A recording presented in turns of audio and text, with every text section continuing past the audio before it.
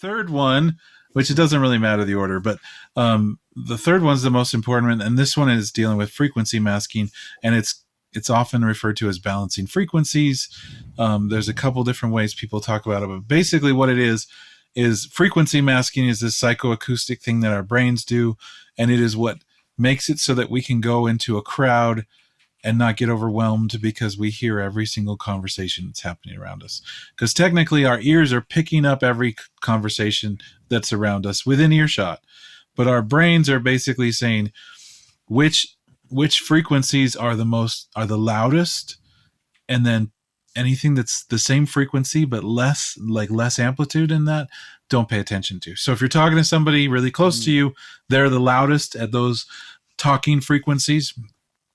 You're going to hear them, but you're not going to hear the person right behind them in another conversation because your brain is masking those frequencies.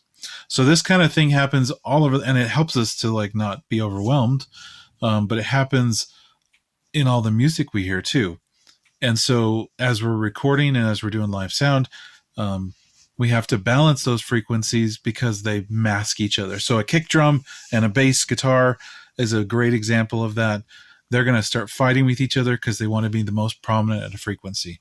So you find yourself, you turn up the kick because it disappears, and then you turn it up and now the bass disappears. And then you turn up the simple way of fixing that is sidechain compression, which is Ben's also another one of Ben's favorite techniques. Don't bother with that's EQ. not the solution to everything. We're talking about EQ. Oh, right. Sorry. My bad, guys. Sorry.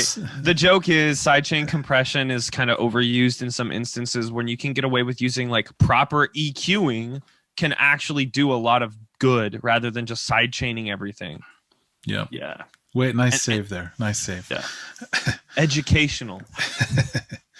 But yeah, so the problem is then what you want to do is what Brian was saying is like you find and cut out of some, cut out some frequencies out of one and boost out of the other. Like so with the kick and the bass, maybe you boost on your kick at 60 hertz and you cut at 100 hertz, and then the bass you cut at 100 hertz. I mean, cut at 60 hertz and boost at 100 hertz. Or like 140, whatever. Yeah, or whatever. Yeah. I mean, and that's variable.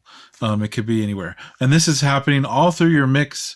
So it's going to happen with your lead vocal and your piano or your guitar or your synth.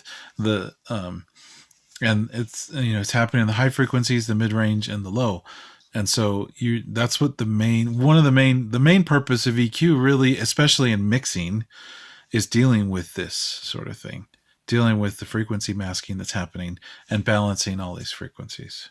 Which a really good way, if you can do it in your DAW or your system, is if you have both of your EQs up, you can just like a kick and a bass. I do this all the time. I'll have both of my EQs up, and whatever, like I know I'm going to be I'll be cutting at a certain point, like 100 hertz from my kick, or like a little bit, and I'll be boosting my bass there, and I can see both of them right next to each other. So if you put your EQs next to each other, if you have that ability, do it. It makes it a lot easier than trying to like, oh, I think it was like right around here, or like writing down in notes. It's a lot easier to just see it visually. So my favorite way is I'll do the EQ moves on the kick, like I'll boost 60 hertz, cut it 100, and then I'll copy that EQ onto the bass, and then just reverse the gain.